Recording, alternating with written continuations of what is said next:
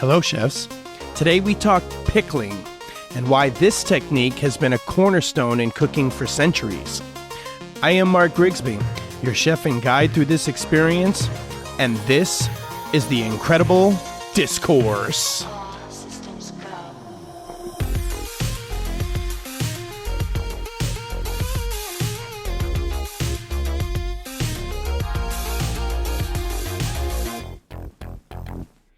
All right, guys, episode 21.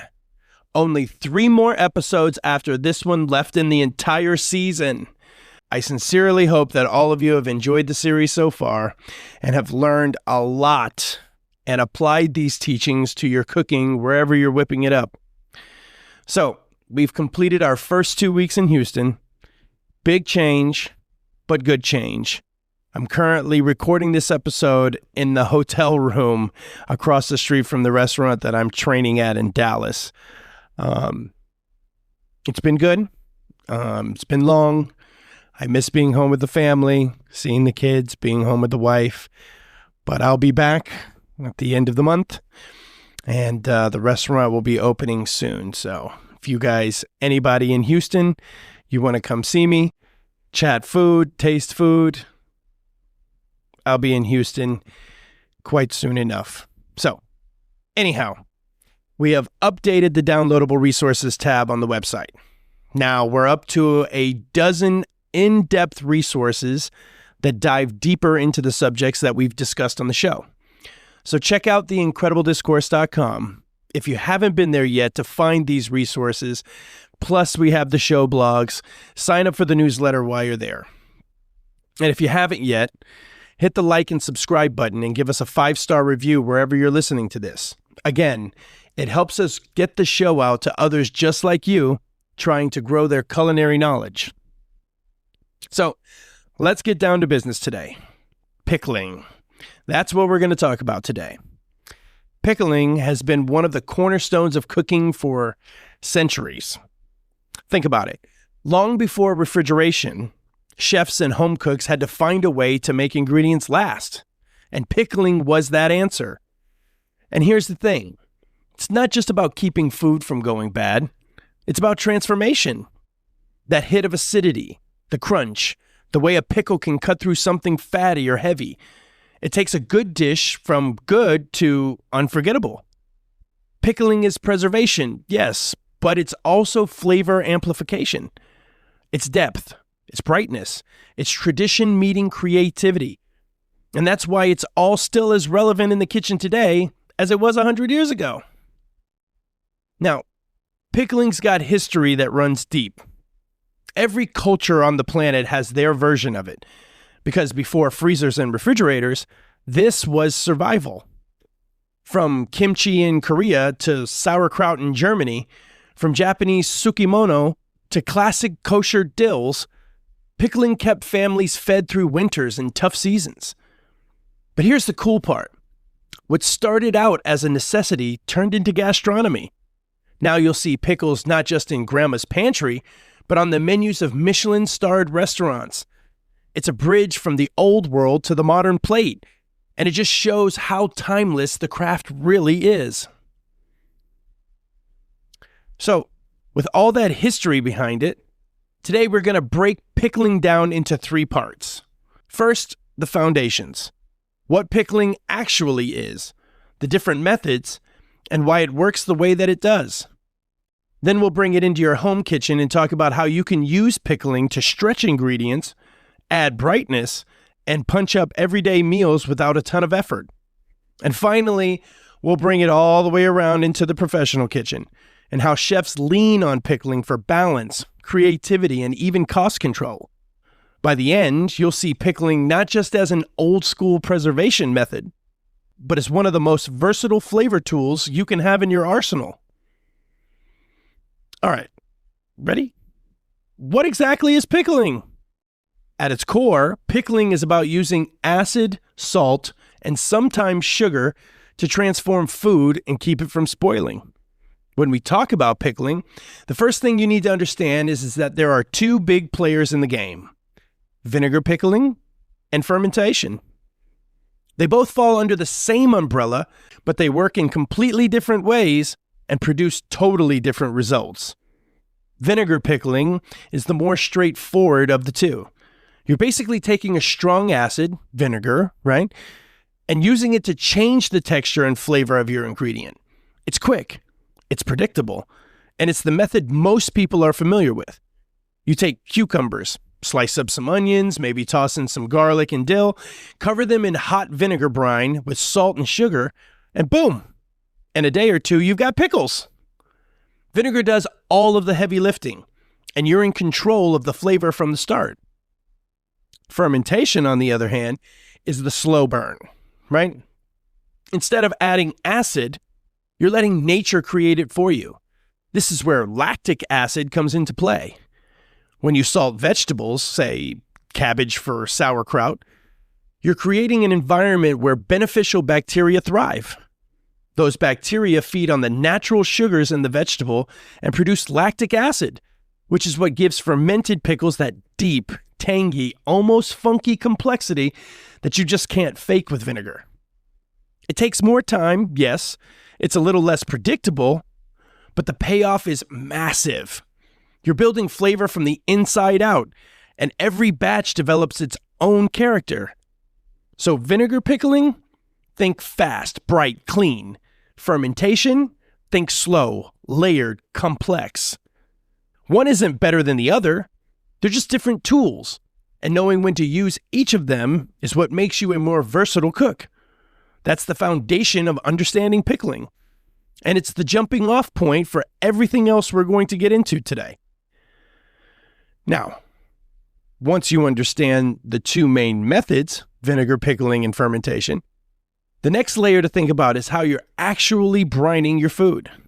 And this is where wet brine versus dry brine comes into play.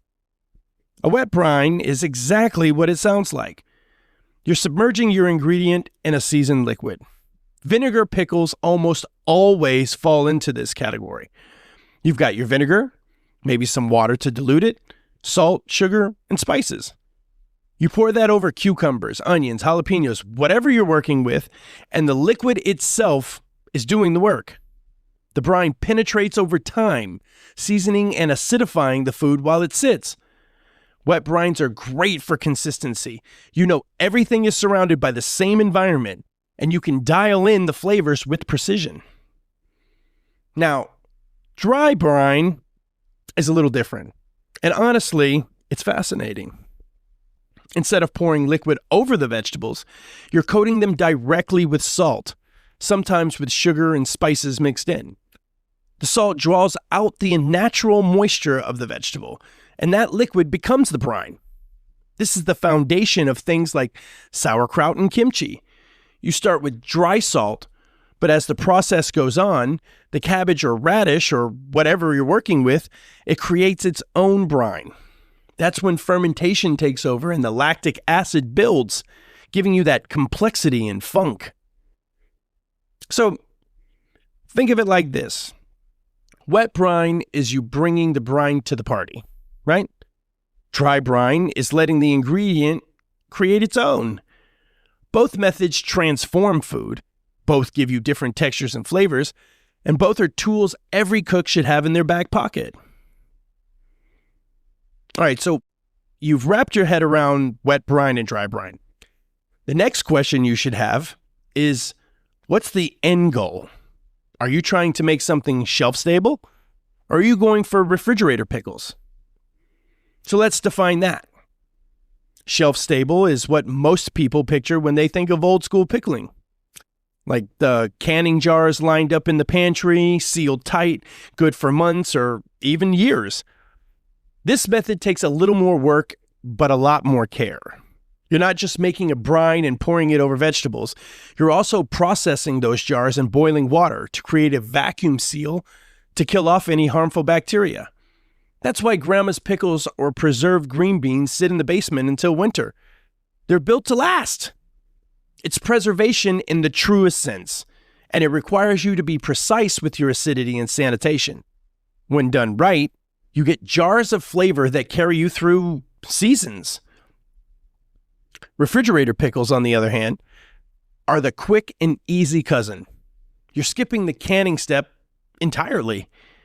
You make your brine, pour it over your veggies, stick it in the fridge, and you're good to go in a matter of hours or days. They're bright, fresh, and crunchy, perfect for when you don't need a 6-month supply. You just want something punchy to throw on tacos this week. The trade-off is that they won't last forever.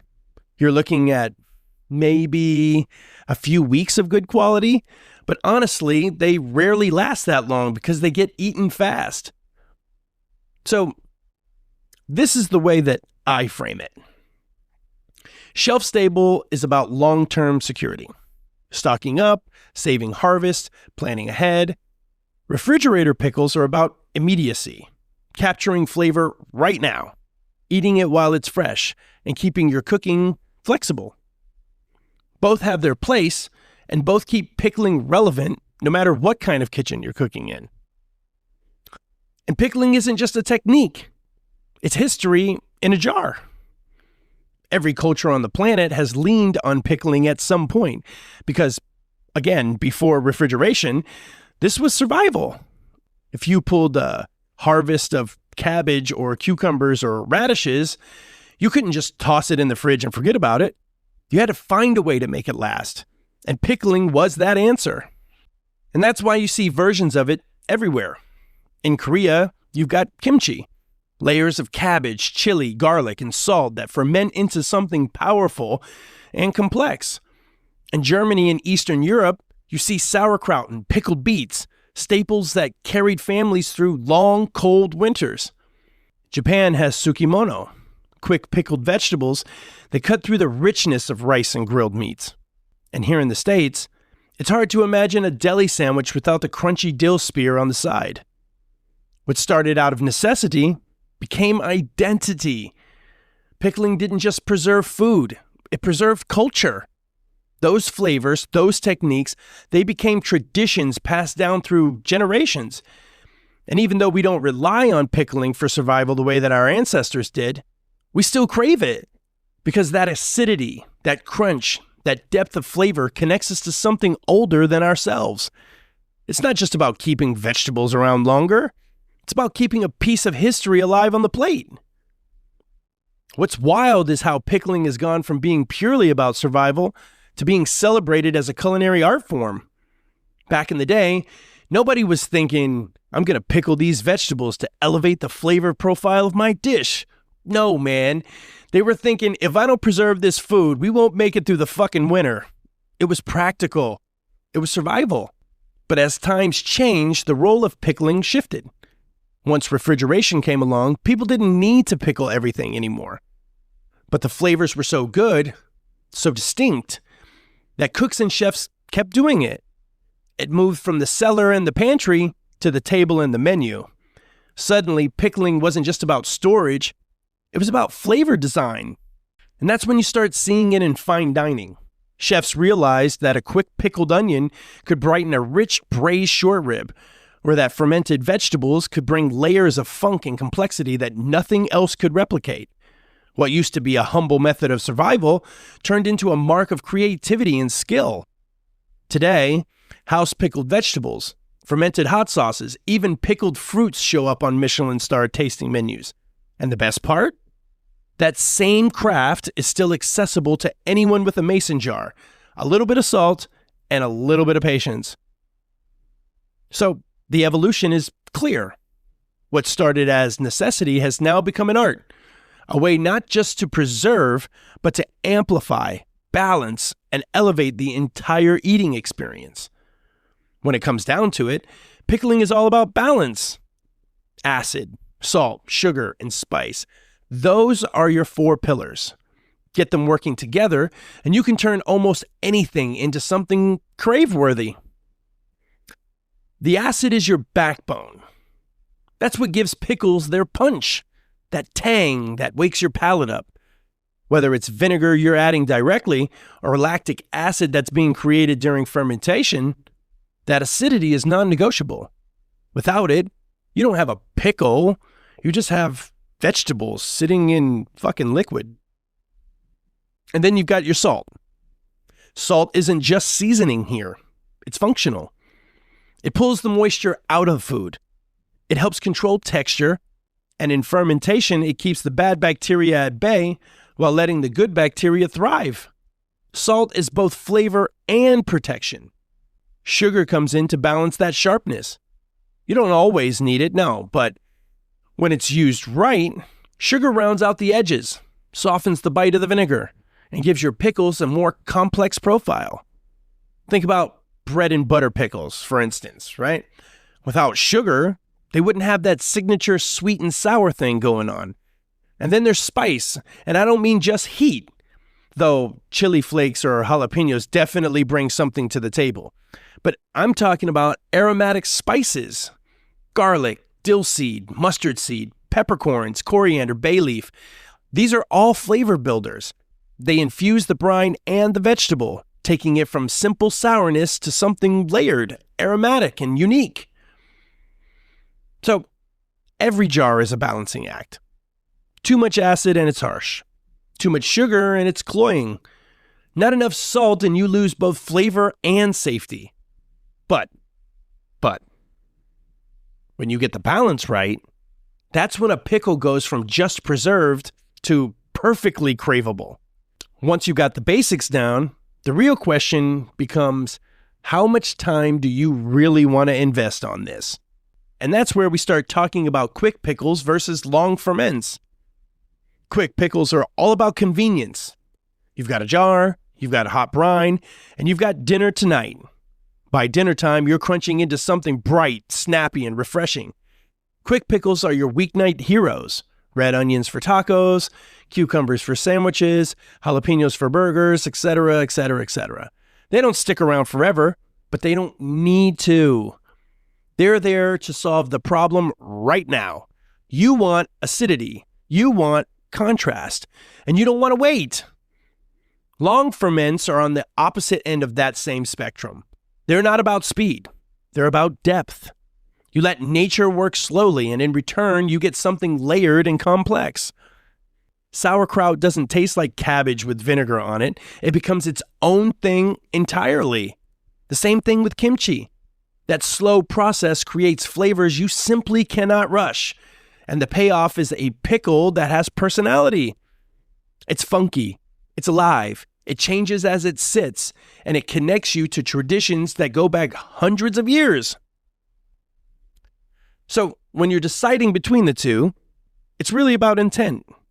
Do you need something quick to punch up a plate tonight? Or are you willing to put the time and patience for something that develops over weeks? Both have a place in the kitchen, but they serve very different purposes. And the cook who knows when to go quick and when to go slow has another gear most people never even think about. Now, before we move on to one of our next segments, we got to talk about safety. Because with pickling, flavor isn't the only thing on the line. The whole reason pickling became such a reliable preservation method in the first place is because it created an environment where bad bacteria just couldn't survive.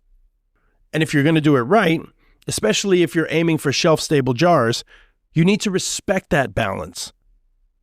So, here's what's important. Acid and salt aren't just about taste. They're about protection. A proper pickle brine is acidic enough, usually a pH of 4.6 or lower, to keep dangerous bacteria like botulism from growing. Vinegar takes care of that immediately because you're pouring in the acid up front. Fermentation takes a little longer to get there, but the salt and lactic acid bacteria create that same safe environment as the process goes on. That's why you don't skimp on salt and why you let the fermentation run its course. And cleanliness matters too.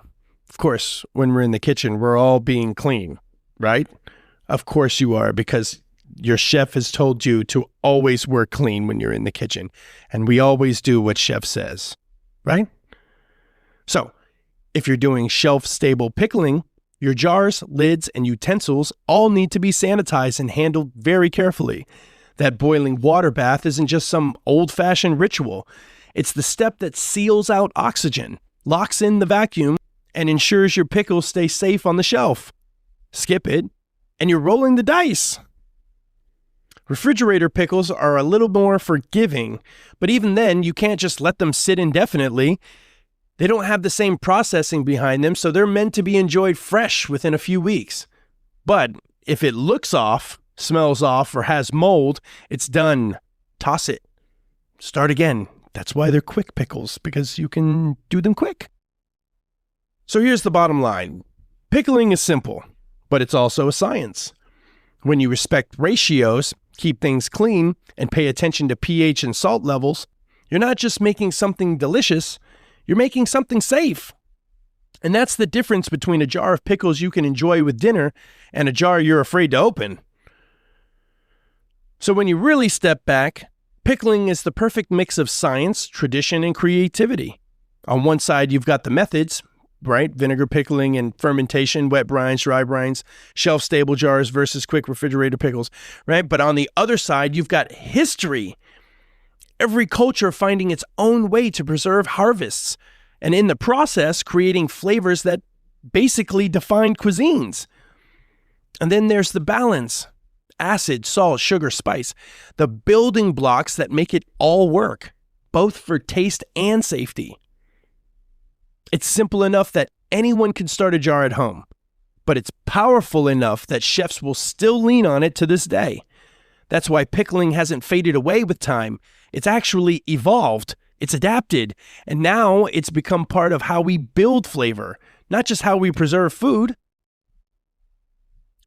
So, now that we got the foundations down, let's bring it into your kitchen at home.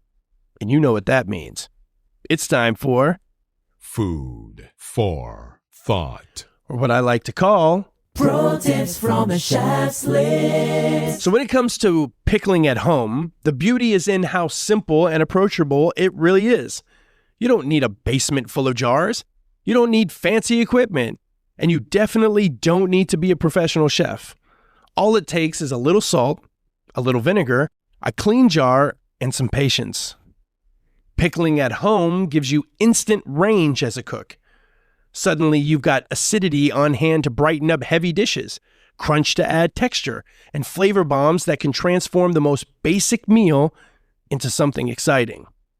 It's preservation, sure, but more than that, it's an easy way to put your own spin on everyday cooking. One of the biggest reasons pickling matters at home is shelf life. So let's be real. How many times have you bought a bunch of cucumbers or bag of radishes, stuck them in the fridge, and then forgot about them until they were limp and sad? We've all been there. Pickling gives those vegetables a second life. Instead of tossing them in the trash a week later, you can drop them into a jar with some brine and suddenly they'll last weeks, even months, depending on how you do it. And that's not just saving money, it's reducing waste. And in today's kitchen, both of those things count. You put in the time, effort, and cash to bring those groceries home, so why wouldn't you not stretch them further? Pickling makes that possible. A handful of carrots that might have gone rubbery by the end of the week become a crunchy snack or a bright garnish for a salad. That extra half a red onion you didn't need? Slice it thin. Throw it in vinegar and salt, and now you've got a topping that'll make tacos, burgers, and sandwiches pop. At home, shelf life isn't just about preservation. It's about extending opportunity. The more ingredients you keep alive and flavorful, the more flexibility you have when it's time to cook. And if that doesn't make sense, I don't know what does. The other big win with pickling at home is what it does for flavor and texture. A good pickle brings brightness, right? That sharp pop of acidity that can cut right through something heavy or rich. Think about a pulled pork sandwich. It's fatty, it's smoky, it's savory. And now you throw on some pickled onions or jalapenos, and suddenly the entire thing lifts. The acid cuts through the fat, balances the bite, and makes you want that next mouthful. That's brightness in action. And then there's the crunch factor. Texture matters just as much as taste, and a crisp pickle delivers it every time. That snap when you bite into a cucumber spear, the crunch of a pickled carrot, even the bite of a pickled green bean, it's satisfying It's contrast. A dish that might otherwise be one note becomes layered because you've got soft paired with crisp, rich paired with sharp. That's the real magic of adding pickles to meals at home. They don't just sit on one side of the plate like some afterthought. They actively change how the whole dish eats. Pickling is also one of the easiest doorways into fermentation for beginners. A lot of people get nervous when they hear that word, fermentation. They think it's complicated, messy, or something you need special gear for. But pickling makes it approachable. You can start with something as simple as salting down some cabbage in a clean jar. Within a couple of days, nature does the heavy lifting, and you've got the beginnings of sauerkraut. No lab coat required. That first jar teaches you the basics: patience, balance, and trust. You start to see how salt pulls out moisture, how bubbles form as the good bacteria do their job, and how flavors shift and deepen within time. It's like a light bulb moment. You realize fermentation isn't scary at all. It's just controlled transformation. And the best part? Once you crack the code, it opens up a whole new world of flavor. Kimchi, hot sauces, miso-style pastes, even your own funky little condiments. It all starts to feel within reach. Pickling is the training wheels, the simple step that builds confidence and gives you the tools to explore further. It's preservation, yeah, but it's also empowerment. So let's get into some real techniques that you can use at home, starting with the easiest: quick refrigerator pickles. These are the no stress, no canning, no special equipment kind of pickles.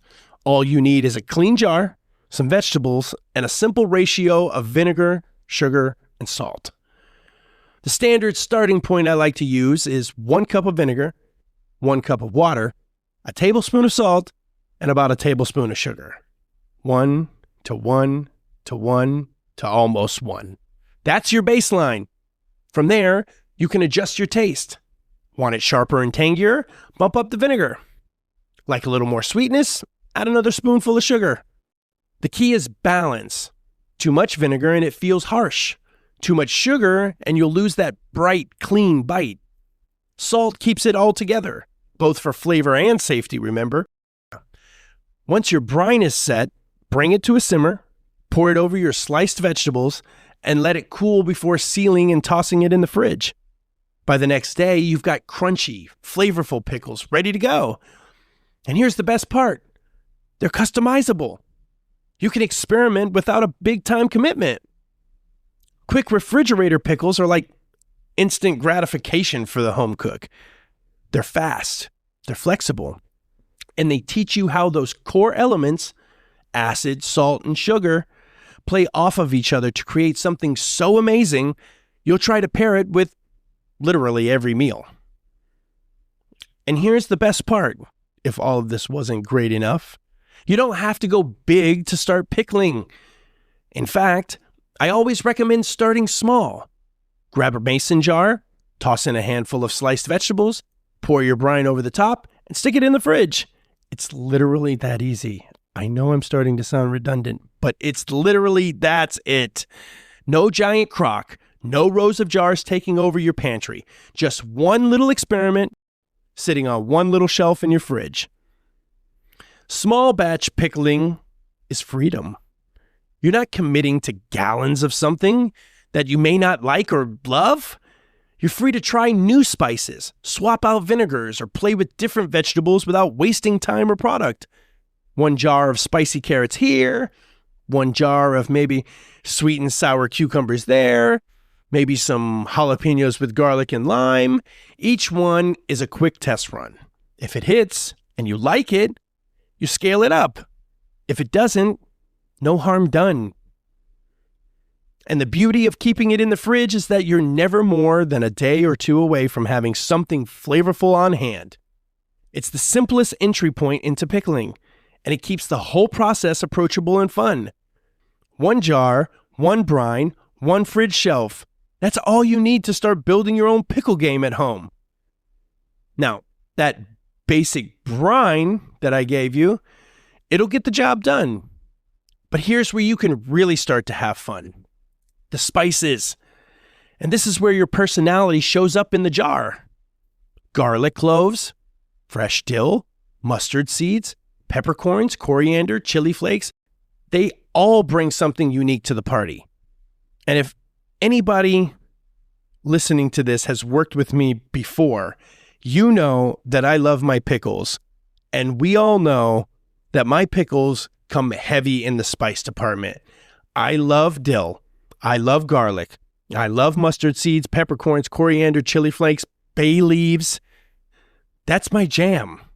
And they're always phenomenal. Think about it like layering a dish. The vinegar, salt, and sugar are your foundation. But the spices are what make each pickle stand out. A cucumber with garlic and dill tastes totally different than one packed with ginger and chili. Mustard seeds give you a little burst of flavor. Peppercorns add warmth. Coriander and bay leaf bring subtle aromatic notes. Even something as simple as red pepper flakes can turn a mild pickle into one with attitude. And the beauty of spice blends in pickling is that they infuse over time. The longer the jar sits, the more those flavors marry with the vegetable. That means every bite carries not just the tang of the brine, but the depth of the spices that you choose. It's your chance to take a humble carrot or onion and make it taste like something that could have come out of a chef's pantry. So don't just stop at vinegar, salt, and sugar. Think about what story you want to tell with your pickle. Bright and fresh, bold and spicy, warm and aromatic, and let the spices do the talking. Now, once you've got the hang of small batches, this is where it actually gets fun. Pairing your pickles with the right dishes. Because a good pickle isn't just something you snack on out of the jar, even though we're all pretty guilty of doing that. It's a tool to transform your meals. Spicy pickled carrots are one of my favorites. They soak up flavor beautifully, and they've got that natural sweetness that plays so well against vinegar and spice. Drop them into a banh mi, and suddenly you've got crunch, tang, and a little sweetness and spice all working together to balance that fatty pork and rich pate. It's literally a perfect bite every time. I used to love pickled green beans when I was a kid, and they're so underrated. Crisp, snappy, and just a little tangy, they make an incredible garnish for a Bloody Mary. They're also killer in a charcuterie spread because they give that refreshing acidity in between bites of rich cheese or cured meats. And here's one people don't always think about. Pickled grapes. Slice them in half, quick pickle them with a little vinegar, sugar, and spice, and you've got these little bursts of sweet tart flavor that are amazing with roasted chicken or even a cheese board. It's unexpected, but it works because it plays on that balance of sweet, sour, and savory. And that's the power of pairing. Pickles don't just sit in the background, they amplify what's on the plate. They're the sharp edge that balances out the richness, the crunch that breaks up the soft, the pop of flavor that keeps you coming back. Now, before you start filling jars left and right and going nuts, let's talk about a few common mistakes that people trip up on. The first one is throwing the balance out of whack. Too much vinegar or too much sugar, and suddenly you've got something harsh, cloying, or just plain fucking weird. Remember, acid, salt, sugar, and spice. They've got to work together. If one's screaming louder than the others, the pickle just isn't going to sing. Second mistake is impatience. A lot of folks pull their pickles out too early. Sure, a quick pickle can give you flavor in a few hours, but most of the time they need at least a day to settle in. And with fermentation, rushing it means you miss out on those deeper, funkier flavors that only develop with time. Good pickles reward patience. And third, the produce itself. Pickling won't magically fix limp, soft, or overripe vegetables. If you start with weak shit product, you'll end up with weak shit pickle. Always go for fresh, crisp vegetables. Carrots that snap, cucumbers that feel firm, beans that bend and break clean. The better the starting point, the better the final result. So here's your takeaway. Pickling at home is simple, but as with all things in the culinary world, it still requires intention. Every episode we talk about intent and intention. This episode is no different. Balance your brine, give it time, and start with good ingredients. Do that, and you'll have jars full of bright, crunchy, crave-worthy flavor every single time. That's what makes pickling such a powerful tool for the home cook. It saves food, it amplifies flavor, it gives you textures and contrasts that elevate everyday meals. And you can do it all with just a jar and a few pantry staples. Now, we've talked about how you can make pickling work for you at home. So now, let's transport over to the professional kitchen and let's look at how chefs lean on pickling not just for flavor, but for balance, creativity, and even controlling costs on the line. In a professional kitchen, pickling is one of the most secret weapons chefs can lean on to amplify flavors. Think about a fatty piece of pork belly, right? Rich, unctuous, melts in your mouth. On its own, it can feel heavy after a few bites. But throw some pickled mustard seeds on top and everything changes. The acidity cuts right through that richness, balances the bite, and keeps you wanting more. That's the beauty of pickling on the line, right? My pro chefs? It's not just a garnish, it's a flavor tool. A spoonful of pickled onions can brighten up a braised short rib. Pickled chilies can bring both heat and tang to balance out something creamy. Even a sharp little pickle tucked into the side of a plate can reset the palate so that the next bite lands just as good as the first. Chefs don't just use pickling for decoration. Not real chefs anyway. They use it to engineer balance on the plate. It's the contrast that makes the dish sing. And it doesn't stop with a few pickled vegetables on the side. Chefs take it even further by turning pickles into condiments that drive the whole dish. Pickled ramps, for instance, blended into a vinaigrette. Pickled shallots chopped fine and folded into sauce.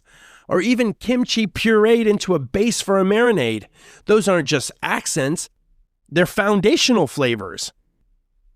When you pickle something and then transform it into a condiment, you're building layers of complexity that no single ingredient could give you on its own. A pickled ramp has bite, sweetness, and acidity all wrapped together. A spoonful of pickled shallot brings depth and tang in a way raw shallot could never. And kimchi? That's a powerhouse. Fermented, funky, spicy, and sour. It can lift a broth, a sauce, or even a simple bowl of rice into something memorable.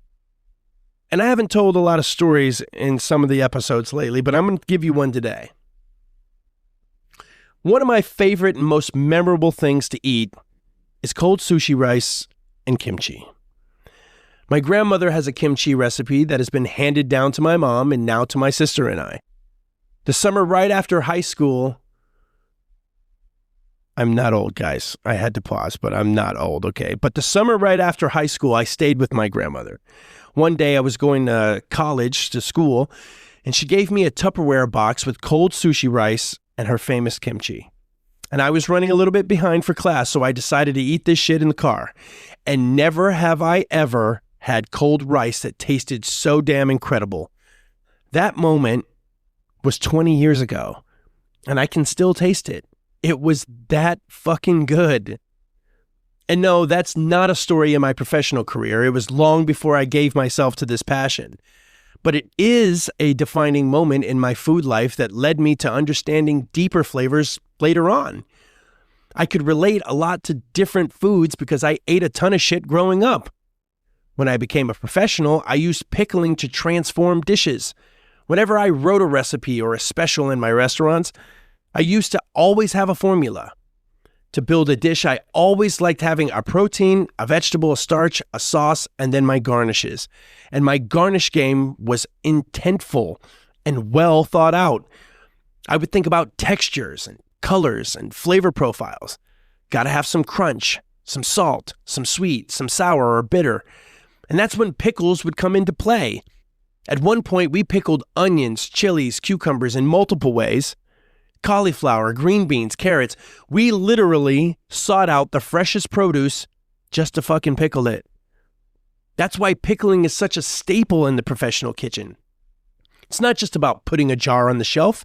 It's about creating building blocks that chefs can pull from every day to add brightness, depth, and signature flavor to their menus. Over the last decade, you've probably noticed that fermentation has gone from being this quiet, old school method, right, to one of the hottest trends in professional kitchens. Chefs are chasing that depth of umami you can't fake, that funky, savory complexity that only time and bacteria can create. It's not just sauerkraut and kimchi anymore. You're seeing fermented chili pastes, house-made misos, even pickled and fermented fruits showing up on menus. A simple strawberry might get fermented into a tangy puree that chefs use to glaze meats, or maybe they fold them into desserts. Fermented black garlic has become a darling ingredient because it delivers sweetness, earthiness, and umami all in one bite. And the thing is, fermentation isn't just about flavor. It's about identity. A house-fermented hot sauce or kimchi can become a chef's signature, the thing that diners remember and come back for. It's no longer a survival technique, right? Now it's a creative tool, a way for chefs to carve out their own voice in a crowded food scene. And that's why you see it in tasting menus, in fine dining, and gastropubs, because fermentation is the line between ordinary and unforgettable. One of the smartest ways chefs use pickling is for waste control. In a professional kitchen, every penny counts, and every scrap of food has value if you know what to do with it. Pickling lets you stretch ingredients further and turn what most people would throw away into something that actually adds value to the menu. Let's take broccoli stems, for example. Most folks cut them off and toss them in the garbage. But they're crisp, right? Mild and perfect for pickling. So slice them thin, drop them in a brine, and suddenly you've got a crunchy garnish for salads or bowls. Same with carrot tops. Instead of hitting the trash, they can be chopped, pickled, and turned into a bright, herbaceous condiment that tastes incredible on roasted vegetables. Even leftover onions, the half that would normally sit in the fridge until it goes soft, can be sliced up and pickled into something that not only keeps longer, but now adds punch to tacos, burgers, or even a charcuterie board. This isn't just about being thrifty. No, it's about running a smarter kitchen. Pickling helps reduce waste, control costs, and create new flavors out of things you'd normally lose money on. It's sustainability and creativity working together. And that's the kind of thinking that keeps a kitchen profitable and a menu interesting. Now let's talk about the real-world applications, because this is where pickling moves from theory into practice on the line. First, garnishes. We just talked about this, but to me, it's important. So we're going to touch on this shit again. Pickles make some of the best garnishes you'll ever use. Not just for looks, but for impact. A few pickled shallot rings on top of a steak, pickled mustard seeds scattered across a plate, or even a thin slice of pickled radish folded into a salad. They add color, texture, and that pop of acidity that makes the whole dish feel complete. Garnishes shouldn't be just pretty. They should serve a purpose, and pickles do both. Second is balance. Every great dish needs it, and pickling gives you the tool to cut through fat, mellow out richness, and keep your flavors in check. A fatty braised short rib with something bright and pickled on the side hits differently. There's just no other way I can say it. A creamy sauce paired with a sharp, crunchy pickle keeps the palate awake. That push and pull, fat against acid, soft against crisp, is what separates a good plate from a great plate. And third, pantry building. A restaurant's identity often comes from its little touches, those house-made items that make diners say, I've never had this anywhere else. House pickles are one of the easiest ways to carve out that identity. A signature pickle, whether it's spicy green beans, fermented hot sauce, or pickled fruit. It becomes part of the brand. It's a detail that tells guests we care about flavor, we care about craft, and we make all our shit in-house.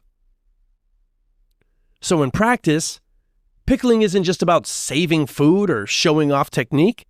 It's about giving chefs everyday tools to plate smarter, balance better, and build a menu that feels unique and memorable. So, when you look at how chefs use pickling, it's way more than just a side dish or a garnish. It's a tool. It's a strategy. It helps us amplify flavors on the plate, create condiments that become building blocks, cut food waste and stretch ingredients further, and even build a restaurant's identity through house-made staples. Pickling in the professional kitchen is about control and creativity. It keeps dishes balanced. It keeps costs in check. And it gives us flavors and textures that can't be achieved in any other way.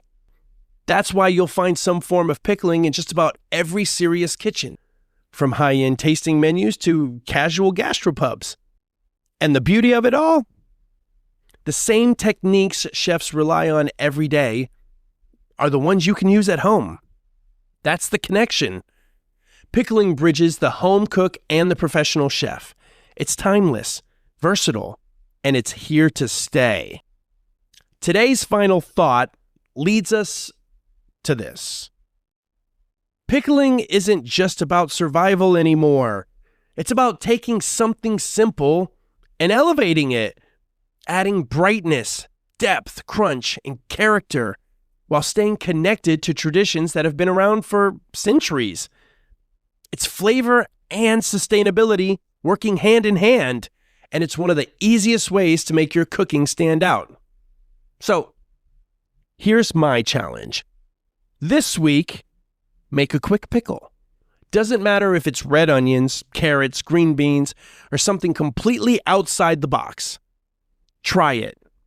Taste the difference and see how much it can change the way that you cook. And when you do this, share those jars with me.